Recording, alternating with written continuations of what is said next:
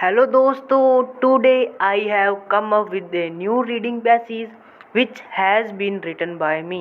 Yes, ये passage मैंने खुद लिखा है और आज मैं आपको बताऊंगा कि हेडिंग्स कैसे करनी है। और मैं आपको ना इंग्लिश एक एक सेंटेंस तोड़ के रख दूंगा, एक एक जहाँ से इंग्लिश की शुरुआत हुई है और जहाँ से इंग्लिश एंड होती है। आपको बताऊंगा कि आपको कैसे सही तरीके से पढ़ना है। देखते जाना। तो चलो शुरू करते हैं। वोकैबलरी, ग्रामर सब कुछ डिस्कस करूंगा। ओके, तो चलो शुरू करते हैं। तो ये अपने पास पैसेज और मैंने इसकी 4 हेडिंग भी रखी है जो इससे बिल्कुल मिलती जुलती है। तो चलो शुरू करते हैं। It is irrefutable. इसमें कोई शक नहीं है। इरिफ्यूटेबल का मतलब होता है कि इसके अंदर कोई शक नहीं है। इरिफ्यूटेबल बोल दो, इनडिस्प्यूटेबल बोल दो, अनडिनाइबल बोल दो, अनक्वेश्चनेबल बोल दो, इनकॉन्ट्रोवर्टिबल बोल दो, डेफिनेट बोल दो, एंड डुबिटेबल बोल दो। इन सभी का मतलब होता है किसी के अंदर कोई शक नहीं है। दैट, तो इसका मतलब जिसका जो टॉपिक है वो है फार्मर्स। तो फार्मर्स के अंदर पढ़ने वाले हैं अपने। इसके अंदर कोई शक नहीं है कि जो पीजेंट्स हैं have been combating scores of the man made stumbling blocks since the dawn of agriculture era. कह रहे हैं जो पीजेंट्स है, पीजेंट्स होते हैं फार्मर। हैव बीन मतलब कोई चीज़ लंबे समय से चली आ रही है ना, उसे बोलते हैं हैव बीन वर्ब के साथ आईएनजी। हैव बीन कम्बेटिंग, वो मुकाबला कर रहे हैं। कम्बेटिंग का मतलब होता है किसी का सामना करना, लड़ाई करना। स्कोर्स ऑफ का मतलब होता है बहुत सारी। स्कोर्स ऑफ मतलब बहुत सारी। मैन मेड, आदमी के द्वारा बनाई गई स्टम्बलिंग ब्लॉक मतलब मुसीबतें। अरे किसान मुकाबला करते आ रहे हैं बहुत सारी मैन मेड स्टम्बलिंग ब्लॉक्स, जो आदमी के द्वारा बनाई गई प्रॉब्लम्स है। कब से मुकाबला करते आ रहे हैं? Dawn of agriculture era. अरे डॉन होता है, एक होता है डॉन का मतलब होता है सवेरा, दूसरा डॉन का मतलब होता है जब कोई नया समय शुरू होता है ना, तो जब से एग्रीकल्चर कृषि के समय की शुरुआत हुई है ना, तब से बेचारे किसानों को नई नई प्रॉब्लम का सामना करना पड़ रहा है, जो किससे बनाई हुई है? मैन मेड से बनाई हुई है। इसके अंदर देखने वाली बहुत सारी चीज़ें हैं सेंटेंस के अंदर। फर्स्ट, स्टम्बलिंग ब्लॉक के सिनोनिम्स होते हैं problem, trouble, impediment, hurdle, obstacle, barrier, hindrance, obstruction, dilemma होता है कि आप मुसीबत में हो, कि आपको ये करना चाहिए या वो करना चाहिए, उसे बोलते हैं डेलेमा। प्रेडिकामेंट और हार्डशिप, और इनके साथ हमेशा टू लगता है। अगर आप कोई प्रीपोजिशन कभी भी यूज़ करनी पड़ जाए तो टू लगेगा। जैसे कि यार ये तो मेरे करियर के लिए ना प्रॉब्लम बन चुका है, या फिर एक तरह की बाधा है। This is hurdle, impediment, obstacle, barrier, कुछ भी। This is obstacle to my career आएगा टू। सेकंड है कम्बैटिंग। ये कुछ ऐसी वर्ब होती है जिनके साथ आपको कभी भी प्रीपोजिशन यूज़ नहीं करना। हाँ, वर्ब जब आप इन्हें वर्ब के रूप में यूज़ करते हैं, तो कभी भी आपको प्रीपोजिशन यूज़ नहीं करना। जैसे कि है कॉम्बैट, रिसेंबल, रीच। आप रीच के साथ एट लगा देते हो, जब आप टास्क फर्स्ट लिखते हो तो भी एट लगा देते हो, तो वो गलत है। इसके अंदर कोई प्रीपोजिशन नहीं लगती। इंटर के साथ इनटू लगा देते हो, लेकिन नहीं लगता। इंटर इनटू होता है एक फ्रेजल वर्ब जिसका मतलब होता है कोई एग्रीमेंट में घुसना। स्ट्रेस, इन्वेस्टिगेट, डिस्पाइट के साथ कभी भी ऑफ नहीं लगता। इनके साथ कोई प्रीपोजिशन नहीं आती। अटैक के साथ ऑन लगता है लेकिन वर्ब में नहीं लगता। जब भी आप इनको वर्ब के रूप में यूज़ करोगे तो कभी नहीं लगेगा। Demand, answer, like, love, consider, promise और ऑर्डर, इनके साथ कभी भी नहीं लगता। जैसे मैं कह रहा हूँ आई लव हर, मैं ऐसे नहीं बोलता I love with her, with नहीं लगेगा क्योंकि इनके साथ कोई प्रीपोजिशन नहीं लगता। इसलिए यहाँ पे कॉम्बैटिंग किसके साथ लड़ाई कर रहे हैं? विद नहीं लगा। तो ये समझ लिया। अब है सिंस। आप कंफ्यूज हो जाते हैं कहाँ पे हम सिंस लगाएं, कहाँ पे हम फॉर लगाएं। सिंस होता है पॉइंट ऑफ टाइम। जब आपको पता है शुरुआती टाइम क्या है, आपको पता है कि आप काम कहाँ से शुरू कर रहे हो, कि यार मैं जनवरी से शुरू कर रहा हूँ, फरवरी से कर रहा हूँ, 2003 से कर रहा हूँ, 5 से कर रहा हूँ। जब आपको स्टार्टिंग टाइम पता है ना, तो आप लगाओगे सिंस। और आपको जब आपको लास्ट लिखना हो, जैसे कि लास्ट 10 दिन, मतलब आप लिख लाओ लास्ट वीक, लास्ट, जब लास्ट वर्ड आ जाए तो भी सिंस ही यूज़ होगा। और फोर आपको पता नहीं है कहाँ से शुरू कर रहे हो, बस आप कुछ भी लिख सकते हो, क्या 4 दिन से शुरू किया है कोई काम, 5 दिन से, 6 दिन से, 1 हफ्ता, 2 साल, 10 साल, 1000 साल, तो क्या आ जाएगा 4। जैसे कि राहुल हैज़ बीन रीडिंग, अरे वो पढ़ रहा है दिस बुक को मॉर्निंग से, थर्सडे से और 1 जनवरी से। ये हमें पता है कि वो कब से पढ़ रहा है, हमें पता है पॉइंट ऑफ टाइम। लेकिन क्या है, सुनीता एब्सेंट है, सुनीता एब्सेंट है 7 दिनों से, 7 दिनों से एब्सेंट है, तो यहाँ पे अपने को नहीं पता पॉइंट ऑफ टाइम क्या है, तो 4 यूज़ हो जाएगा। नेक्स्ट, तो चलो next, that the son of soil has to borrow pesticides and fertilizers from micro entrepreneurships and up circumstances of insolvency on account of being compressed in a huge debt। तो आपको मैं बता रहा हूँ एक एक चीज़, सेंटेंस को पूरा तोड़ के रख रहा हूँ, क्या क्यों आया है, कैसे आया, यही इंग्लिश को पढ़ने का सही तरीका है। क्या दैट को छोड़ दो, क्योंकि ये दैट है ना, ये अभी आपको एक नया सेंटेंस बताऊंगा मैं, दैट को एक बार छोड़ दो। कह रहे द सन ऑफ सोयल, अरे pageants, farmer, son of soil, जो धरती के पुत्र है, मतलब कि फार्मर की बात ही कर रहा हूँ, कि जो धरती के फार्मर सन है, हैज़ टू, हैड टू, कोई काम करना पड़ता है, उन्हें करना पड़ता है, बोरो मतलब उधार लेना पड़ता है, पेस्टिसाइड्स, फर्टिलाइज़र्स, ये होते हैं दवाइयाँ जो अपने मेडिसिन, मतलब कह सकते हो आप ड्रग्स, एक प्रकार का ऐसी दवाइयाँ होती है जो आपको खेतों में छिड़कनी पड़ती है, स्प्रे करनी पड़ती है। कि जो सन ऑफ सोइल है उनको ये सारी चीज़ें, ये जो हैं, ये लेनी पड़ती है फ्रॉम माइक्रो एंटरप्रेन्योर्स, इनको उधार लेनी पड़ती है। बोरो के साथ आता है फ्रॉम, बोरो फ्रॉम, कहाँ से उधार लेनी पड़ती है, माइक्रो एंटरप्रेन्योर्स। माइक्रो होता है छोटे छोटे, एंटरप्रेन्योर्स होता है व्यवसायी, छोटे छोटे जो दुकानदार होते हैं उनसे ये उधार लेनी पड़ती है। ये चीज़, ये सारी इतनी जो इनको ये सब करना पड़ता है, इसके लिए आया है दैट। ये पूरे सेंटेंस के लिए आया है दैट। इस दैट की वर्ब है ये एंड अप, ये सारी चीज़ें जो ये उधार लेते हैं और अपनी फसल को उगाती है, एंड अप ये ख़त्म होती है, इनका रिजल्ट आता है कि सर्कमस्टांसेस, ऐसी परिस्थितियाँ, ऑफ ए इंसॉल्वेंसी, इंसॉल्वेंसी होती है बैंकरप्सी, मतलब कि आप दिवालिया हो गए, आपके पास कुछ पैसा नहीं बचा अपनी ज़िंदगी व्यतीत करने के लिए। ठीक, कि इनकी जो ये एंड होता है, ये सारे काम, ये होती है परिस्थिति ऑफ, उनके पास कुछ पैसा नहीं बचता। इंसॉल्वेंसी होता है कि आपके पास कोई पैसा नहीं बचा, आप बैंकरप्ट हो चुके हो।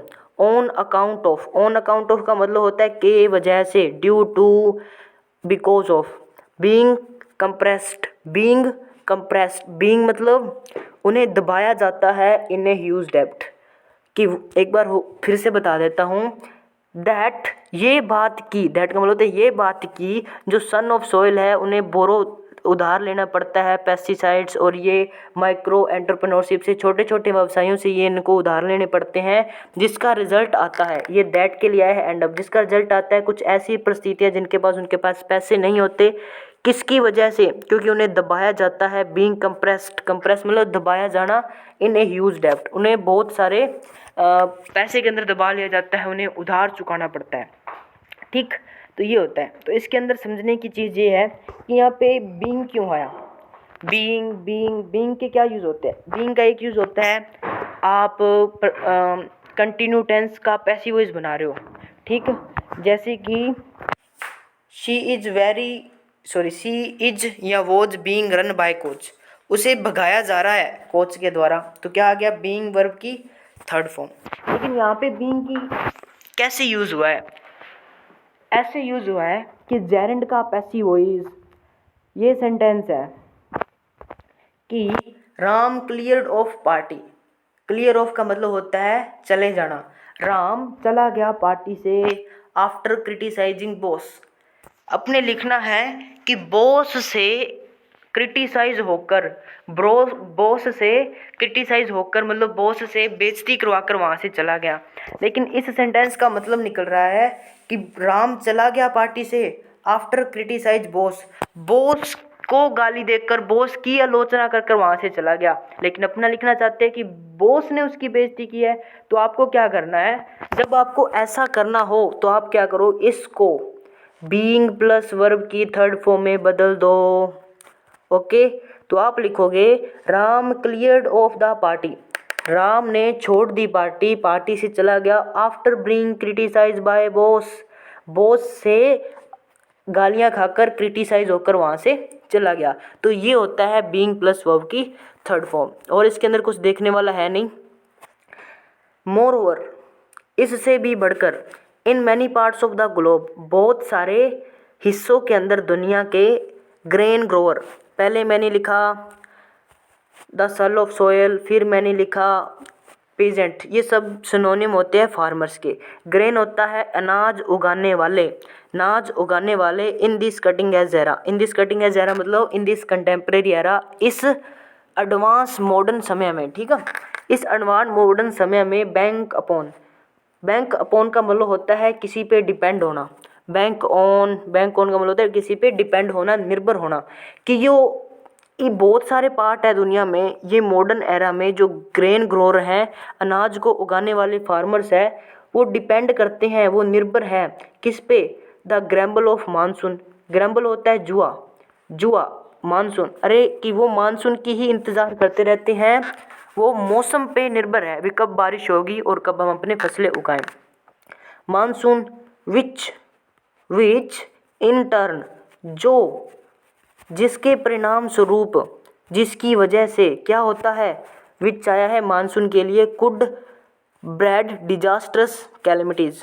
ब्रेड होता है ब्रीड, सॉरी ब्रेड नहीं, ब्रीड, ब्रीड का मतलब होता है उत्पन्न करना, है ना, ब्रीड का मतलब उत्पन्न करना।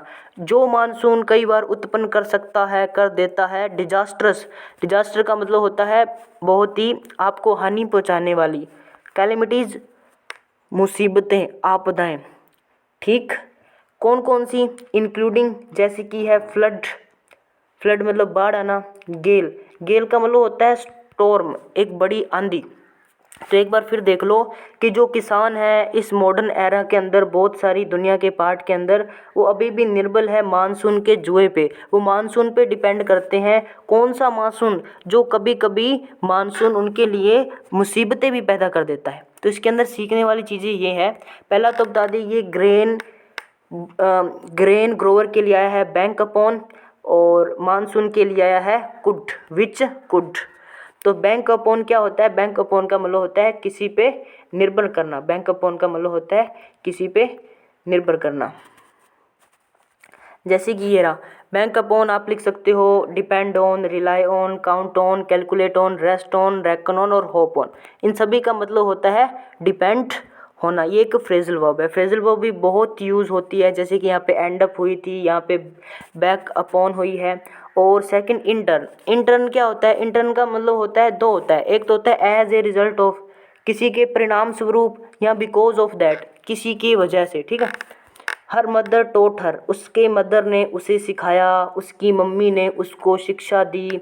एंड शी इन टर्न, जिसकी वजह से या परिणाम स्वरूप उसने भी सिखाया अपनी बहन को, उसकी मम्मी ने उसको सिखाया, उसने अपनी बहन को सिखाया। इन टर्न मतलब बिकॉज ऑफ दैट। सेकंड इसका मतलब होता है एक के बाद एक, वन आफ्टर वन, एक के बाद एक के बाद एक, one after one. We look at each element of process, हमने एक एक तत्व पे ध्यान दिया प्रोसेस के। इन टर्न, एक के बाद एक के बाद एक, तो इंटर्न आ गया। कैलेमिटीज़ तो आपको मैं बता ही चुका हूँ, मुसीबतें। इसके सिनोनिम हो सकते हैं डिजास्टर, एडवर्सिटी, कैटास्ट्रॉफिक एंड फिटालिटी। तो ये सब इसके सिनोनिम हो सकते हैं, ठीक। गेल मैं आपको बता चुका हूँ। अल्टीमेटली, अल्टीमेटली का मतलब होता है अंततः। They can not grab as much price of yield as expected at the time of cultivation and are confined to bestowing a gigantic segment of crop to buyer। मतलब दे मतलब फार्मर्स, कि जो farmers है वो कैन नॉट ग्रैब, वो नहीं ले पाते हैं। ग्रैब का मतलब कोई चीज़ को हासिल कर लेना। As much price of yield, as much मतलब इतना प्राइस ऑफ यील्ड, यील्ड का मतलब होता है पैदावार का, क्या पैदावार का इतना प्राइस वो नहीं ले पाते हैं as expected at the time of cultivation.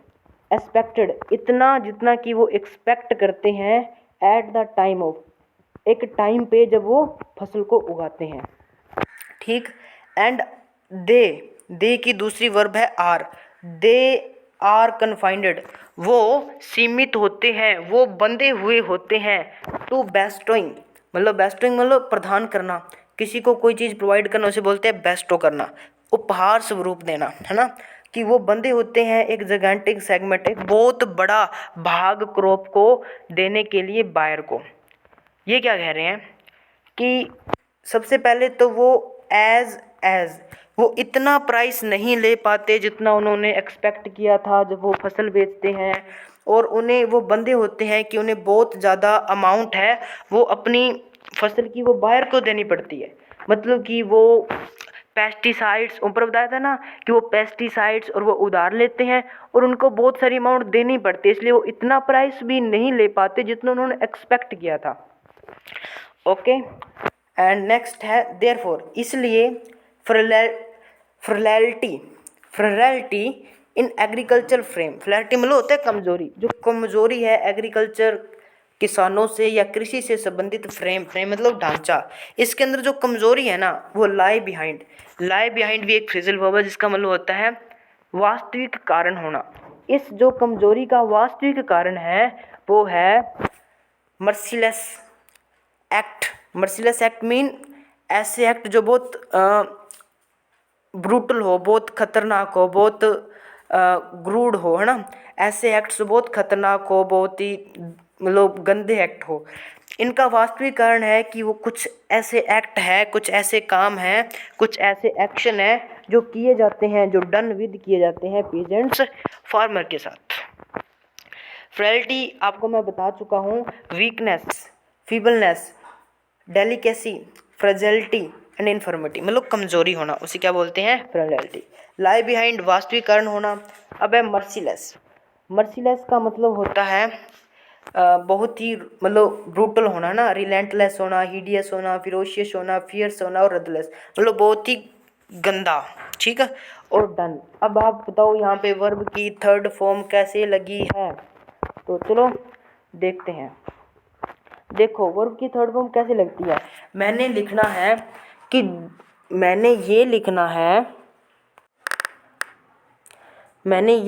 है कि boy who was arrested in 2018 is his brother, एक लड़का है जिसको अरेस्ट किया गया था, वो उसका भाई है, ठीक है। तो मैं इसको सीधा ही लिख सकता हूँ वर्ब की थर्ड फॉर्म लगाकर, ठीक है। मैं इसको सीधा लिख सकता हूँ द बॉय, ये मैंने हटा दिया, was arrested in 2018 is his brother. तो ऐसे करके अपने वर्ब की थर्ड फॉर्म यूज़ कर सकते हैं, इसे बोलते हैं पास्ट पार्टिसिपल। देखो आपको मैं पूरी डीपली तो नहीं बता सकता क्योंकि ये ग्रामर के बहुत बड़े बड़े टॉपिक है, फिर भी मैंने आपको एक एक सेंटेंस आपके सामने तोड़कर रख दिया है, इसलिए ये आया है done.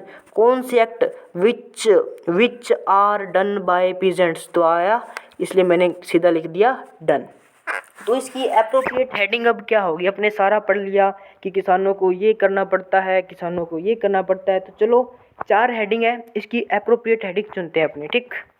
Purchasing the crops of farmer with less price, क्या परचेज, किसानों से फसल खरीदी जाती है बहुत ही कम प्राइस पे। हाँ भाई, हमने तो लिखा है कि यहाँ पे उनको बहुत ही कम, इतना प्राइस नहीं ले पाते जितना उन्होंने एक्सपेक्ट किया होता है, ये भी हेडिंग मैच कर रही है। चलो नेक्स्ट देखते हैं।